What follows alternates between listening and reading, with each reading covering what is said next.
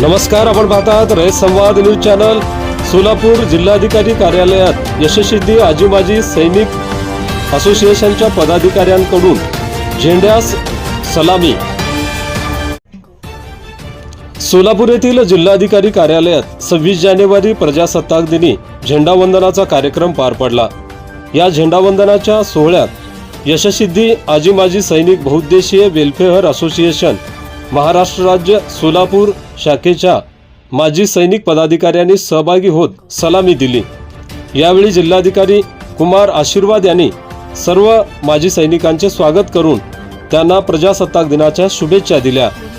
यावेळी यशस्वी आजी माजी सैनिक बहुउद्देशीय असोसिएशनचे राज्य उपाध्यक्ष माजी सैनिक शिवपुत्र घटकांबळे, कॅप्टन तथा सोलापूर जिल्हाध्यक्ष कमलाकर कांबळे, कॅप्टन मारुती मोरे, कॅप्टन सत्यवान वाघमारे, हवालदार प्रकाश घटकांबळे, हवालदार भाऊसाहेब वंजारे, हवालदार लिंबाजी कांबळे, हवालदार सूर्यकांत गजघाटे, हवालदार गणपती ऐवाळे, हवालदार गुंडू केदार, हवालदार प्रमोद जाधव, हवालदार अशोक कांबळे, हवालदार मधुकर माने आदी माजी सैनिक उपस्थित होते।